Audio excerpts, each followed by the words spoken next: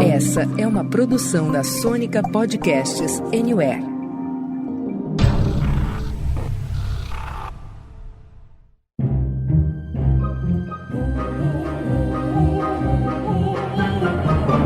Senta, que lá vem spoiler.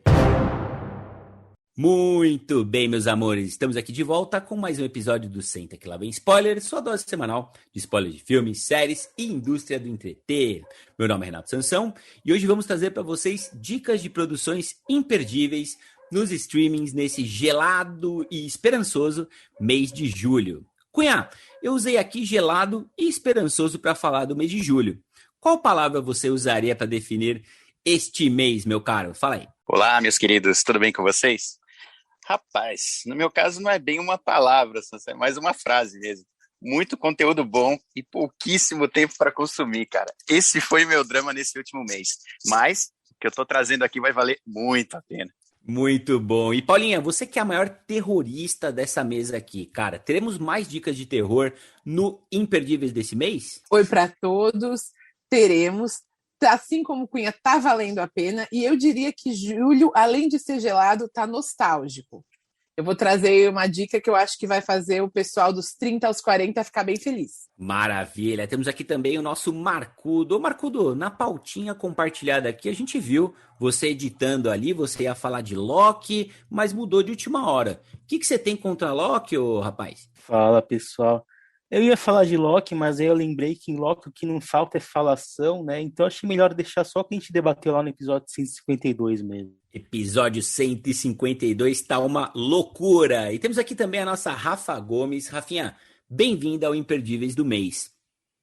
Como estreante aqui no nosso especial, você vai ter direito não a uma, mas a duas dicas. E a galera tá querendo saber se você caprichou e vai representar bem aqui o seu xará, o Rafinha Prada. Oi, pessoal, estou muito feliz de estar aqui com vocês. Eu trouxe duas dicas que são topzera mesmo, e eu acho que eu vou conseguir convencer vocês a assistirem, viu? Só que eu vou manter o segredinho até chegar a minha vez de falar. Muito bem. Olha, antes da gente começar as nossas dicas de Imperdível de julho, faço um convite para você que está entrando pela primeira vez aqui no Senta que lá vem spoiler. Acesse sklvs.com.br, siga a gente no seu agregador de podcast favorito e receba em primeira mão todos os nossos episódios. A gente vai adorar saber os seus imperdíveis de julho, tá bom? Beijo grande, assistam, sigam as redes do Senta que lá vem spoiler e aí escreve o que vocês estão achando. Beijão.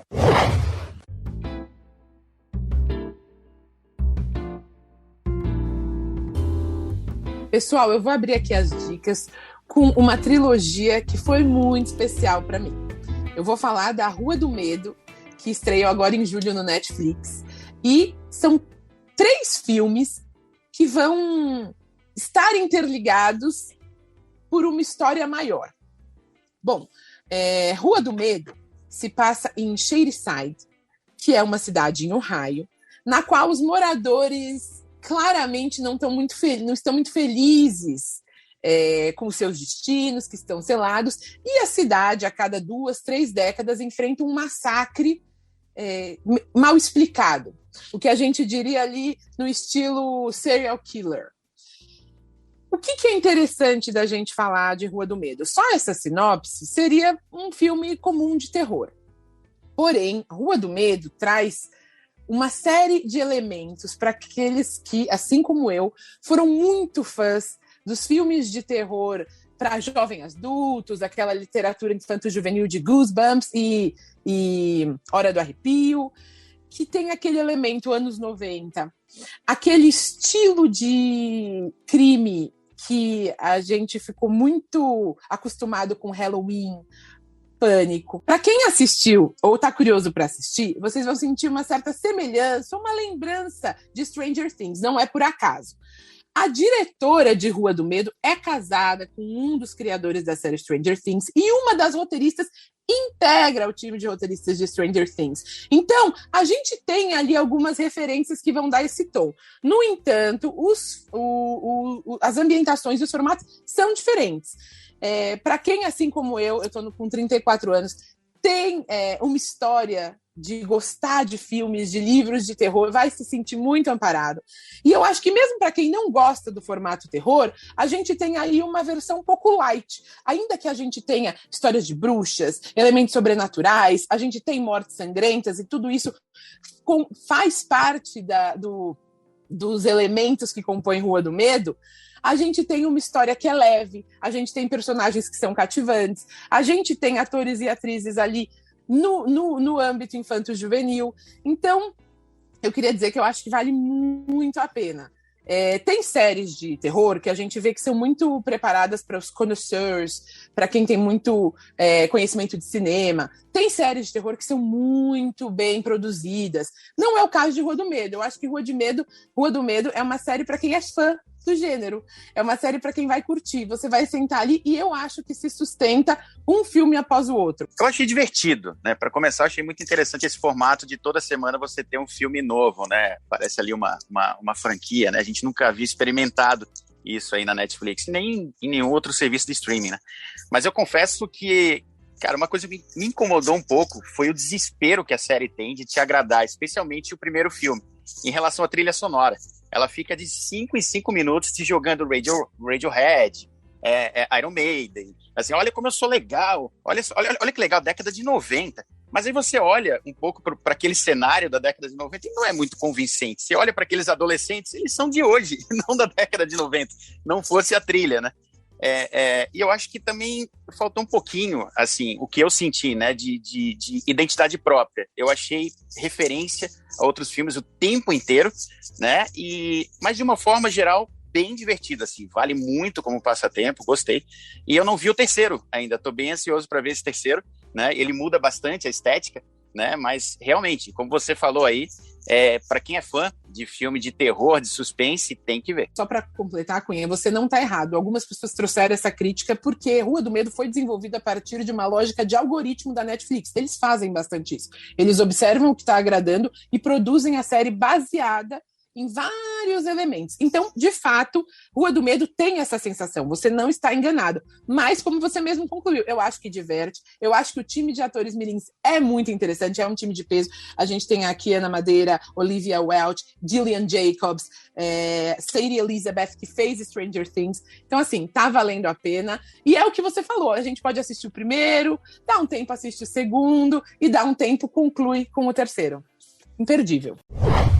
Então, pessoal, eu trouxe aqui como a minha primeira dica a série de comédia musical Shmigadoon. Shmigadoon! Que é uma série produzida pela Apple TV Plus, que tem arrasado nas suas produções originais.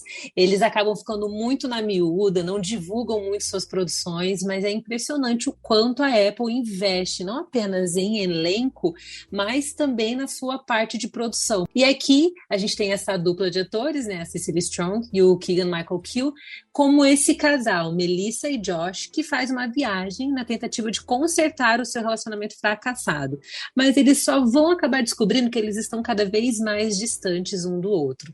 Então eles acabam também encontrando no meio dessa viagem uma cidade mágica chamada Shmigadoon. Shmigadoon! Que está perpetuamente presa em um musical no estilo da Idade de Ouro, lá nos anos 40, anos 50. E lentamente eles vão perceber que eles não vão conseguir sair daquela cidade até que ambos encontrem o amor verdadeiro. E o título da série, Shmigadoon, é inspirado, tanto o título como o conceito da série, é inspirado num clássico musical chamado Brigadoon, que é um musical de 1947, estrelado pelo Gene Kelly. E nesse musical, um rapaz se apaixona por uma mulher, uma jovem, que faz parte de uma cidade que é toda perfeitinha também, e que é uma cidade que aparece uma vez a cada século. Se você é um amante de musicais, você vai adorar essa série, porque ela realmente traz essa vibe super nostálgica dos musicais dos anos 40, 50, até um pouquinho dos anos 60 também, só que ela faz isso tudo de uma forma muito cômica e satírica, trazendo um humor sombrio. Então, assim, ok, eu não sou muito fã de musical, mas se você gosta de comédias que são comédias inteligentes e que também acabam trazendo assuntos bem importantes como sexualidade, diversidade, também questões éticas, morais e até mesmo questões relacionais, você vai se divertir horrores, porque a parte musical da série Schmigadoon serve justamente para fazer um contraste com esses problemas que a gente enfrenta na nossa sociedade contemporânea, à medida que convida a audiência para essa experiência super imersiva nesse universo fantástico, onde tudo parece ser de plástico de tão perfeito que é. E é legal falar, né, Rafinha, que Schmigadoon é dirigida pelo Barry Sonnenfeld, que é o diretor aí da trilogia dos Homens de Preto, é o diretor da Família Addams, lá dos anos 90, saudades, hein? E também é o diretor de Pushing Daisies, cara, uma das minhas séries favoritas, que acabou sendo descontinuada, se eu não me engano, são só 2 temporadas. Então ele tem uma mão muito boa para comédia, né? E me surpreendeu muito. Eu vi só o primeiro, por enquanto, mas eu gostei muito da construção e do casal de protagonistas. É incrível a química entre eles. Então, gente, chegando a minha vez da dica que eu falei que ia valer bastante a pena, né? Vamos lá. Eu trago para vocês aqui Robin's Wish, né? Que numa tradução direta aí a gente pode colocar como Desejo de Robin, né? Esse documentário aqui da HBO Max, eu tenho falado muito HBO Plus, que é tanto serviço Plus, a CNN acabou de falar, né? Ela acabou de lançar um CNN Plus também. Mas enfim, HBO Max. É um documentário que ele mostra aí basicamente os últimos dias, né, do nosso eterno Robin Williams, que se suicidou aí no dia 11 de agosto de 2014, 6 meses depois de perceber os sintomas de demência, né? E o caso dele foi uma demência ali com corpus de Levy, que é uma doença degenerativa e incurável, e que ele nunca soube que sofria. Ou seja, ele não se suicidou por conta da depressão, né, como muita gente imagina. Mas por que esse documentário é interessante? Basicamente, ele mostra aqui a felicidade como um estado químico do cérebro. E existe ali um comparativo bem interessante, né, entre psicologia e ciência, onde também é enquadrada ali a depressão como um estado químico. Mas os depoimentos desse documentário é que realmente fazem ele estar aqui na minha lista como indicação para esse mês. As falas da esposa que a gente tem, né, que viveu com ele ali nos últimos 4 anos, ali, são basicamente ali a forma, né, como a gente entra na vida dos dois, né? Então você tem ali vários depoimentos dela bastante emocionantes que conseguem nos levar ali para dentro da vida deles, e os anos antes e durante a doença. Os amigos mais próximos, né, vizinhos ali também exaltam muito ali os melhores momentos que tiveram com o Robin, como eles começaram a perceber as mudanças nele ao longo do agravamento da doença. Tem depoimentos de dentro da indústria, né? Eu destaco aqui, inclusive, o depoimento do diretor da franquia lá do Uma Noite no Museu, o Shawn Levy, né? Ele fala como foi lidar com o Robin Williams, especialmente no 3º filme da franquia, onde ele já estava esquecendo muitas falas, estava com muita insegurança, né? Ele questionava demais o diretor. Eu tô bem? Eu ainda funciono como ator? Então você vê a decadência de um palhaço, um cara, um grandíssimo comediante, um cara que estava sempre rindo, cada vez exibindo menos o sorriso no rosto.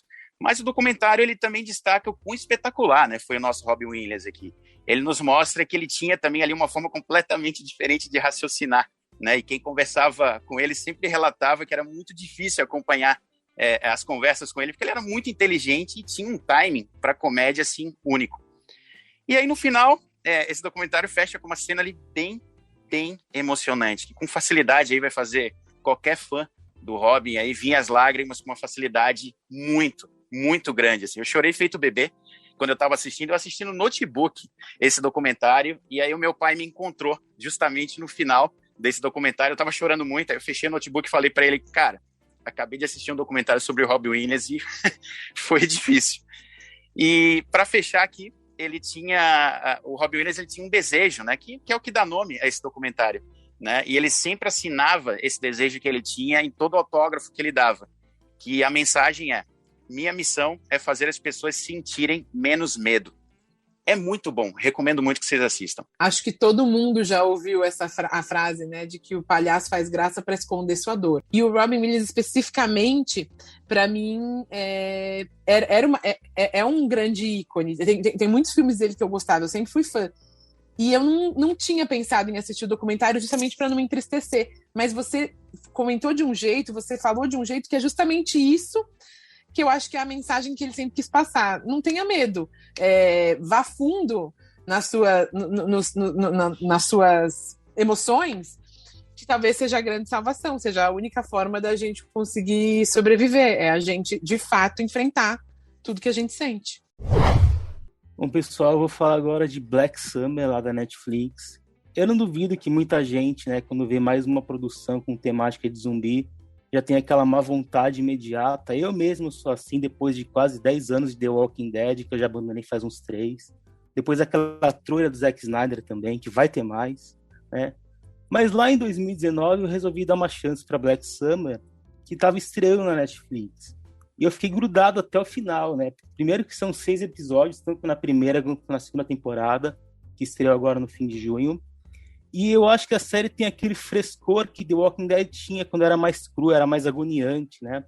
A história começa lá atrás, no início do surto, e durante os eventos acaba meio que se formando um grupo que tem um objetivo, e isso é durante o verão. Na segunda temporada, a gente vê o que acontece com as pessoas daquele grupo 4 meses depois, no ápice do inverno, né? Então, além dos infectados e dos humanos que sobraram, que são piores que os infectados, ainda tem o frio e a neve para eles enfrentarem. E a série já começa a se diferenciar aí, porque a fotografia daquele mundo cinza, abandonado e congelado é muito legal, tem umas tomadas muito bonitas. Black Summer é uma série que causa muita tensão, né? Se tiver uma cena num lugar fechado, seja com 2 pessoas ou pior, com um grupo, parece que vai sair uma faísca a qualquer momento para fazer aquilo lá explodir. E é muito bem roteirizada, né? Primeiro porque é formada por mini subcapítulos, digamos assim. Sempre que a trama vai mudar, aparece um título. E a história vai caminhando em círculos, a gente vai revendo os acontecimentos por vários pontos de vista para poder entender o que aconteceu. E eu acho que é tudo extremamente muito bem costurado. E assim a história fica fresca e deixa a gente intrigado ao mesmo tempo. Cada hora a gente está num lugar, mas mesmo assim eles separam um tempo para focar em alguns personagens e aprofundar a história deles. E isso acaba enriquecendo os eventos que a gente vai ver lá para frente. Mas o que eu acho que é realmente impressionante em Black Summer é a direção. Eu acho que é diferenciada, cara. O objetivo deles é colocar a gente dentro daquele caos. E para fazer isso, eles usam muitos planos sequências, tem muitas cenas com câmera na mão, tem uns travelings bem legais para mostrar algum detalhe importante. Tem um plano sequência, acho que no primeiro ou segundo episódio, com pessoas fugindo de outras. E é tudo tão bem ensaiado que eles não fazem nenhum corte, mas o ponto de vista vai trocando de um grupo para o outro em vários momentos. Eu achei demais aquilo. Os zumbis aqui nessa série eles são sempre frenéticos, eles estão sempre correndo e berrando desesperados o tempo inteiro. Então, se eles estão atrás de algum personagem, a gente sabe que o cara vai morrer ou ele vai penar pra caramba para conseguir escapar. E a direção usa isso muito bem. O ápice disso está no final do último episódio. É uma sequência que, tecnicamente, eu acho que é digna de aplausos, cara. Vale muito a pena. Eu vou te falar que depois de Army of Dead, eu fiquei bodeado, sabe, com relação ao gênero. E ontem eu assisti aquele Céu Vermelho de Sangue, que é um filme alemão aí que foi lançado no Netflix ontem, também de zumbi, e tive uma grata surpresa, cara. Mas eu pensei, deve ser uma fagulha, né? Netflix, sei lá, acertou agora aqui, mas logo a gente vai ver de novo aqueles enlatados, aquelas coisas sem inspiração. E, cara, a forma como você falou aí sobre Black Summer, eu tô tentado, assim que a gente acabar aqui de gravar, a assistir, porque meia hora por episódio já é uma coisa que me atrai muito. E tem 6 episódios, né? Então, quero muito assistir. Você falou em detalhes, eu gosto muito, né? Quando uma série ou um filme, eles dividem, né, capítulos ali com títulos, eu gosto muito dessa forma narrativa. Se vendeu muito bem aí a fotografia da série também. Então, cara, sensacional, quero muito assistir. Vamos lá, molecada. Seguindo aqui, eu trouxe para o Imperdíveis de Julho uma minissérie que mexeu demais comigo e que eu coloco desde já como uma das melhores produções brasileiras do gênero de todos os tempos. E eu sei que a Paulinha concorda comigo aqui. Eu tô falando de Manhãs de Setembro, que conta a história de Cassandra, interpretada pela cantora Lineker, que faz aqui a sua estreia, né, como atriz em grande estilo. Ela é uma mulher trans que trabalha como motogirl em São Paulo e que encontra na música a sua maior força, né? Então é assim, né? Ela trabalha o dia inteiro, fazendo as entregas, sendo mal avaliada nos aplicativos, enquanto ela se prepara para o que ela realmente gosta, que são os shows, né? Os shows nas casas noturnas, onde ela interpreta clássicos aí de Roberto Carlos, de Belchior, e especialmente da Vanusa, né? Aquela cantora brasileira que fez muito sucesso, principalmente na década de 70. Gente, por falar em Vanusa, a voz da consciência dela é justamente a da cantora da Jovem Guarda, né? É ela que quer tornar Cassandra uma mulher mais livre, mais independente e que vai atrás dos seus sonhos.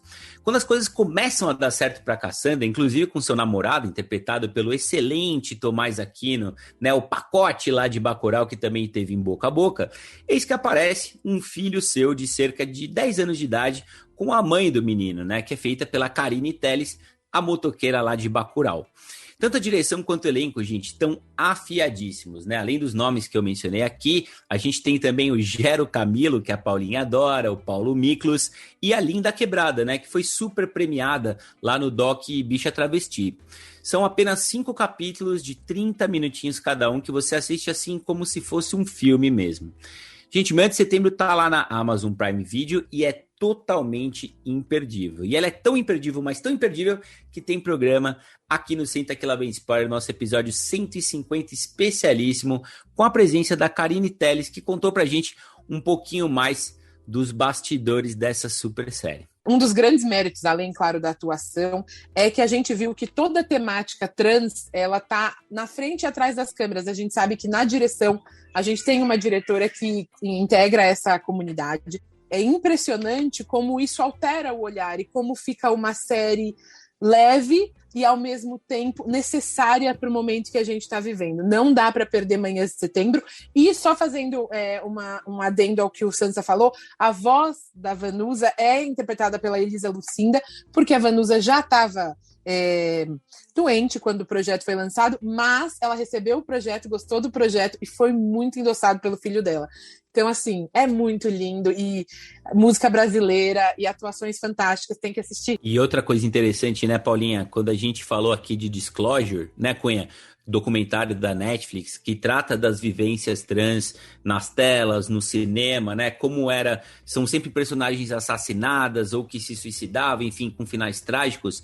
Aqui não, cara. Aqui a gente tem a Cassandra interpretada maravilhosamente bem pela Lineker, tendo uma vivência normal como uma pessoa cis, né? Então é muito legal de ver essa família, essa comunidade, uma coisa muito real dentro do seu lugar de fala, sem nenhuma necessidade de lacrar, simplesmente sendo como ela é. É muito gostoso de assistir e vale muito a pena. A outra série que eu quero indicar para vocês, já vou até dedicar aqui para o Rafinha Prada, porque eu e o Rafinha somos parceiros nessa série, a gente conversa sobre ela sempre, e é uma série que, se você ainda não assistiu, você tem que assistir. Eu tô falando de Ted Lasso, é uma série de comédia com um viezinho um pouquinho dramático, produzida pela Apple TV Plus também, trouxe 2 produções da Apple para te convencer a conhecer tudo que eles têm lá para você assistir no aconchego da sua casa, pelo smartphone, onde você estiver. E essa produção aqui, ela foi desenvolvida pelo Bill Lawrence, pelo Jason Sudeikis, pelo Joe Kelly e pelo Brendan Hutt, e é baseada em um personagem chamado Ted Lasso, que foi criado pelo Sudeikis e que foi interpretado por ele pela primeira vez em uma série de comerciais feitos para a cobertura da NBC Sports, da Premier League. Então, assim, era um personagem que foi feito com um propósito específico e ele acabou fazendo tanto sucesso nos comerciais que aí o Jason Sudeikis decidiu transformá-lo numa série de TV. E nessa produção aqui, a gente acompanha esse técnico de futebol americano chamado Ted, que após uma campanha de muito sucesso com, se eu não me engano, a Série B do futebol norte-americano, né, o tradicional futebol deles, ele acaba sendo convidado para conduzir a liderança de um time de futebol, o futebol clássico ali de campo, que é o futebol que a gente acompanha e também é o futebol que a Europa é apaixonada, né? Só que quando ele vai para lá, ele é um cara que é super amoroso, simpático, gentil e profundamente otimista. E ele tá numa Inglaterra que é, claro, se vocês não conhecem, o humor britânico é um humor todo peculiar, né? É um humor um pouco mais seco, eles têm um humor um pouco mais ácido também. E esse cara que é super americano raiz mesmo, quase redneck, se muda para a Inglaterra e vai tentar se readequar a uma nova cultura à medida que ele também vai passando uma série de lições de vida para essas pessoas que vão cruzar o seu caminho. Então, essa é uma série que é extremamente good vibe. Se você está passando por algum período delicado da sua vida, precisa dar um up na sua autoestima, eu aposto que Ted Lasso vai renovar o seu fôlego, porque ela é uma série que fala sobre, não apenas sobre princípios, sobre valores, mas fala também sobre como, independente da circunstância onde a gente esteja, sempre é possível encontrar a luz no fim do túnel, há sempre uma esperança, e a esperança ela sempre pode se renovar mais e mais. Realmente uma bela dica. Eu ainda não assisti, eu tô querendo assistir faz muito tempo. A Rafa fala, né, da Apple TV Plus, realmente qualidade tem. O que eu bato na tecla aqui sempre é a plataforma é muito restrita, muito restritiva. Não dá para eu transmitir do meu celular pro Chromecast. Eu só consigo assistir no meu computador e não dá. Eu acho muito ruim a Apple não expandir essa plataforma. Eu tô com o Marcão, né? Eu acho que a Apple TV ela precisa ampliar muito mais o escopo aí de acesso, né, dessa plataforma dela. Ela já vinha até fazendo um pouco disso, né? Ela está disponível hoje no Xbox, no PlayStation e em algumas Smart TVs, né? Mas ainda assim, ela ainda não consegue atingir a maior parte das pessoas, né? A gente vê isso quando a gente recomenda uma série da Apple TV. As pessoas falam logo, como é que eu assisto isso, né? Pô, mas não tem um aplicativo, não consigo projetar na TV? Aí, como o Marcão falou pra gente, né? Pô, muita gente tem o Chromecast e facilita demais, né? Mas não, aí para quem não tem os acessos de outra forma, você precisa pegar o seu notebook, plugar na TV através de um cabo HDMI e só aí você já desanima, porque você tem uma lista de coisas que são muito fáceis de você dar o play, que outras pessoas indicaram, e essa lista é enorme, você acaba deixando para trás. Mas em relação aí ao Ted Lasso, poxa, Rafa, realmente é o melhor bigode do futebol, né? Esse cara é demais, ele é muito engraçado. Eu acho que a série... eu assisti a primeira temporada, não assisti a segunda ainda, estou bastante curioso. E ela traz um humor inocente, né? Meio sem apelação, assim.